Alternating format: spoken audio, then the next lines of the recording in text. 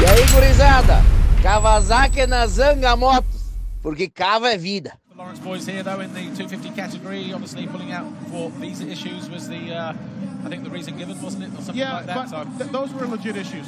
I did some digging around. There really was a visa issue with COVID. Oh, no, I wasn't messing. I was just saying, the visa, yes, it was just what we've heard. Yeah, that was the official reason. You know, I had one of the riders tell the story in the main event about the Lawrence brothers, but they told me an interesting thing. Here we go. 15-second board is...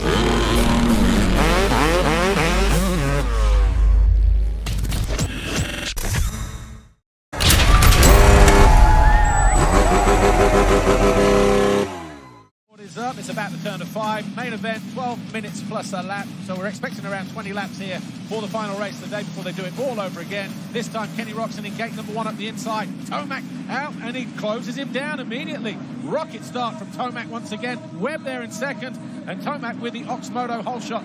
Where is Brayton this time around? Well, Roczen is there in second. Muscan is there in second place.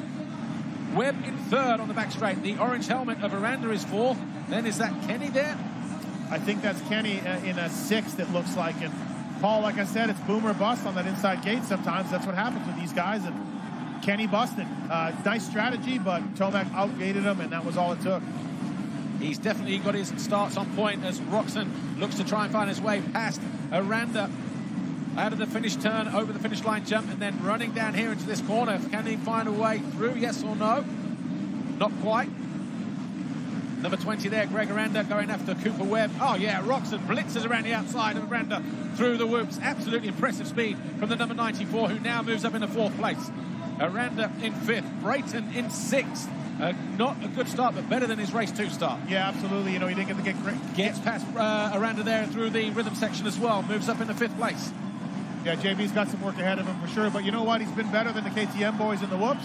So that's where his strength's got to lay here. He's got 10 minutes to go to get these guys in the whoops and line them up and try to do the same everywhere else on the track. Listen to the atmosphere as Marvin Muscan hits the fan zones on 3 sides of the arena here. But Cooper Webb in third, under intense pressure from Roczen. Not seeing too many riders make any passes there in the turn just before the whoops. But again, Roczen blitzes past. This time, Cooper Webb, who then runs him to the outside. Still not done. It is now Roczen up into second place on lap 2. Roczen into third, right behind Cooper Webb. Marvin's second right now. Eli Tomac looking like, might be a long night for everybody else in this main event. He's looking on point right now. Yeah, 1.8 seconds clear. Eli Tomac from Marvin Muscan. Roczen now third, Webb fourth, Brayton fifth.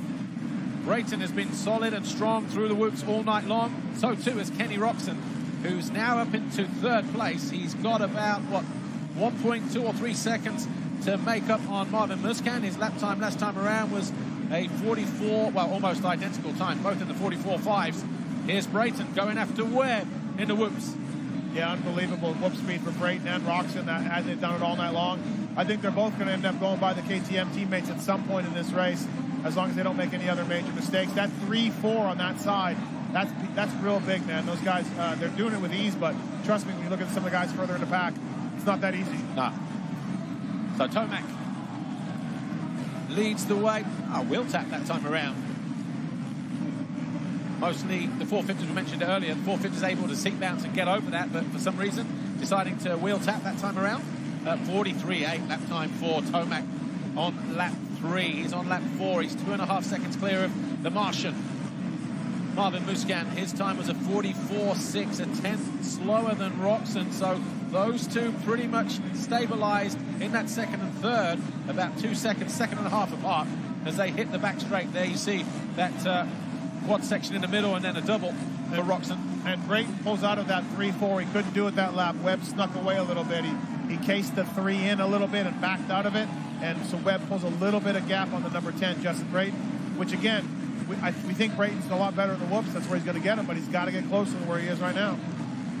You know, Brayton told me he was going to wear blue gear all night long. Yeah. And he's changed for this third race. I wonder if that bad luck in race 2 affected the gear for this race, because, Paul, as you know, you riders are weirdos. So maybe something happened. Yeah, when you said he's changed it, I was thinking, yeah, maybe it's one of those, okay, I'm not wearing blue gear the rest of the weekend right now. Yeah, I won't wear it next year either. We may never see blue gear on Justin Brayton ever again. He is closing in on Cooper Webb, though. Yeah, that's a big gap, but with not a lot of room to maneuver on that back straight. Marvin Musquin said his fastest lap of the race that last time around, a 44.4. Still got some work to do to get to Eli Tomac, but Marv's on the go anyways with his fast lap. Cooper Webb loses the front end on the exit, the final turn there. That's going to allow Brayton just to close in on him. Talking of which, Roxon is starting to find something here on Musquin. Rapid speed at the end of the whoops. They're all over the back of the Red Bull KTM rider is the Honda Genuine rider, number 94. Eli Tomac, though, on a different planet, in a different zip code. 4 seconds clear of Musquin after just 5 laps. We're on lap 6. Boy, if you're Ken Roxon, you got to be frustrated at that start. You did all the right things. You won the race. You could pick the inside gate. You got to be frustrated. You never even saw him. But then a start like that is probably the reason that he talked himself out of gate 1 in the first race. Yeah, absolutely. Now we'll probably know tomorrow. Yeah, here's a replay. Marv getting a little buck wild. We've seen that a few times tonight. And Kenny trying to close in here. He's getting close to Kenny. 6 minutes and 45 seconds to go plus a lap. Look at the speed difference. Unbelievable. Got traffic ahead of him, though. Has to switch his line. Can't set the pass up here. Marvin Musquin on borrowed time here, it would appear. Steve Mathis, I would think so, right? We're looking at this lap, coming around, get him at the end of the whoops, and try to sneak by him that way. And if you're Marvin Musquin, you know it's coming too. And Marvin is normally very good on the whoops in Paris. Yeah, absolutely. No, Marv is no slouch on the whoops. He's maybe not on Roxon level, but the gap in America or here isn't this big, and it is this big right now. Got a rider down in the whoops. Yamaha rider, can't see what number it is. Oh, rider gone down as well. Who was it that's hit him? Was that Webb? No, but that might have affected Kenny's run right there through the whoops. Might have been Killian Paul, 589 maybe. Yep. We're just hoping also that Alex Ray doesn't go down. He's gone down both of the other main events. Paul, I told him, do the laps. Just do the laps, hey, Ray. Is that what you said? Yeah. Don't crash. Roxon almost had a Marvin moment there, coming out of that little scrub hill. He did have some sparks fly out from his frame again. And yeah, here's the section here. The crowd is imploring Marvin to get going. They got their inflatable drumstick things are going on, and they want Marvin to hold off the German. He needs these 2 points, because as it stands right now with Eli Tomac's lead, the biggest it's been all night, for almost 4.5 seconds. Marvin couldn't quite get the drive at the end of the whoops there, and Roxon again closes in. There's going to be a setup for a pass here. He goes triple. He's going to have to hit the brakes, cut back. That's exactly what he does. Marvin was caught, couldn't do anything. Just turns on a dime, sneaks inside of him. Kenny Roxon takes second from Marvin Musquin. Great riding there. Man, Kenny, he's so smooth, he's so technical, right? I mean, outside of Chase Sexton, does anybody ride a bike better than Ken Roxon? Yeah, I'm sure we'll see a replay of it eventually, maybe at the end of the race, but there was nothing else that Marvin could do. He was down on the inside. If you turn tight, you lose the drive. If you go wide because you need the drive down the next straight, Kenny was in the perfect position to attack, set it up perfectly out of the previous turn, and he made it paid off. He's now in second position, a 44.7 compared to a 46.2 that time of your race leader, Eli Tomac. The gap now 3.8, and we're still 4:20 on the clock, plus a lap. Are we going to see Eli Tomac respond here to the threat of Kenny Roxon, or is he now in that zone, Ken Roxon, where he can just say, you know what, this one is still up for the taking? We didn't see it on the TV screen, but Webb dropped back 2 spots behind Brayton and Cedric Supercross. Super Webb's 6th right now. Not sure if he made a mistake or if Supercross and Brayton just straight out passed him. Not exactly sure, but 6th place for Cooper Webb. Can't make him too happy right now. Here's Brayton in 4th position. Go back to the blue. JB. Yeah, I think so, right? I mean, the first main event was absolutely an amazing race. Getting second, and you can see, so we got 3 minutes to go. We've been out there for 8.5 minutes, and a little tiring, right? Now you're starting to feel that burn a little bit. Strength is trying to go away a little bit, so we're seeing some guys maybe a little less on the aggressive meter. Here's Soup. So Cedric Supercross, he's in 5th position at the moment. The rider that went a little bit skew whiff in the whoops a moment ago was Kevin Morantz. There, number 80, just being lapped by Supercross. Kevin Morantz, privateer from America, really a self-made privateer. He's real crowd-funded and does a lot of neat promotions for his sponsors, and he's got a little bit of a fan base going. It's kind of neat what social media can do for riders like that nowadays. So Tomac, the gap is coming down. It was a half a second a lap ago. It's now coming down again. It's now 2.7 the gap with 3 minutes plus a lap to go. Do we have a race here, Paul? Do we have a race? Possibly. Is it squeaky bump time for your race leader? Because Roxon will believe that he will have the measure. He will see that gap coming down. Yep. Is it going to be something? This is close. You don't think it, but is it something as simple as arm pump for your race leader? You wouldn't have thought so. A man of that experience. 1.8 second lead only. Kenny has chopped this lead down on Eli Tomac. Either lappers or arm pump or something. Absolutely. Roxon smells blood now. He sees that number 3 there. And I do wonder what's going on a little bit. Did Eli just look down? I don't know if he just looked down on his bike or not. It looked like he may have. But also, shop window, 2 words spring to mind. Kenny putting himself well and truly in the shop window for 2023 for someone, somewhere. Yeah, absolutely. For sure. This is a great ride by Kenny. Real nice comeback. And minute 53 to go, plus a lap. And Kenny can see it, man. This thing's going to get good. He can taste it. Yeah, absolutely. Out of the final turn, we've still got plenty of time left. 1:43 on the clock as Roxon goes through the gap now, 1.4. The last 4 laps have been kind to Roxon. They have. I noticed Roxon staying really low in the turns, right? He's trying to stay out of that rut. He's trying to shorten the track up a little bit, stay low in the turns. I think it's working. It looks like Tomac's keeping his kind of old lines. We go 3, 4 into the turn before the rhythm. Yeah. Go another 3 and then 4 over the table. Chopping the lead down even more.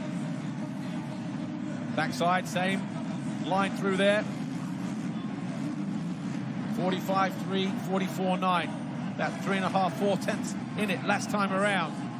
10th to course, the head of the course, the head of the field.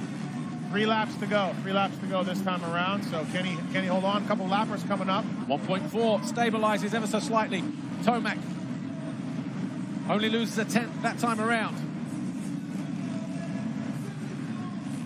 Looks like Eli went a little bit with Kenny's line there. At the His speed through the whoops in this late stage of the race. Kenny, that's where he is doing the damage and pulling down the gap. Like I say, Tomac, was he looking down at the bike? Was it something as simple where he maybe dragged the foot peg and couldn't, kick it back down? Yeah. And that just rattled him ever so slightly? Or is it that Kenny is just quicker? Yeah. Well, we got lappers now, and they're in their own battle. It's Aranda and Desprez, I believe, and they are going at it for a position. So they're not going to want to exactly move over for Eli Tomac here. Yeah, they're 7th and 8th. Aranda looks back. Aranda gives him a little nod, very classy of the number 20 to do that. So Aranda makes it easy, and Desprez makes it easy as well. Yeah, 7th and 8th, those 2 battling for, and they know the leaders are coming through. So look at the difference in whip speed there. It's like you in 94 versus me. That was me in no year. That was me never. Yeah. Here we go. So yeah, we're coming up to the white flag, and so Kenny's got to make something happen. Yeah, 1.3 heading into the penultimate lap. Listen, you're a racer though. Even if it ends up 1 and 2 just like this, if you're Ken Roxon, you're going to bed tonight, knowing what you did, knowing that start, and knowing you caught Eli Tomac. Like this thing is far from over. Oh, absolutely. Put it this way, you won't need a blue diamond tonight.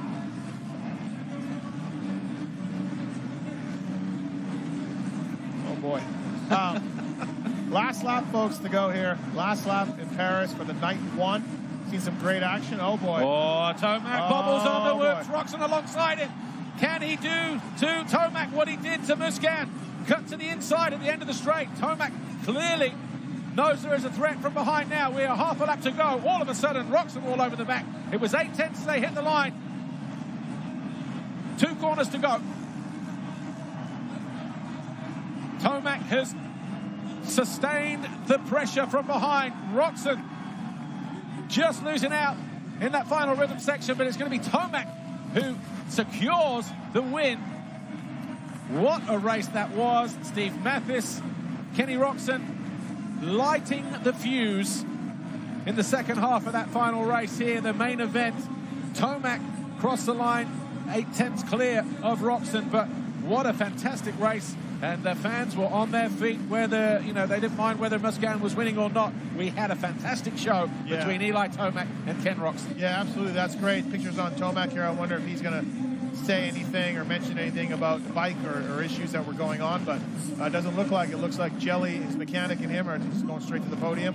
Nice comeback by Tomac. Screws up in the whoops a little bit, a little slower than he wanted. Roczen closed right up, and then now if you're Eli Tomac, you're like, I got to be perfect, and he was.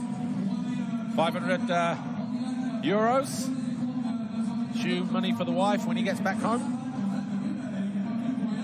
That's for the Ox Moto. I think he's took all three, hasn't he? Taken all three. I think so, Ox Moto hole shots this evening.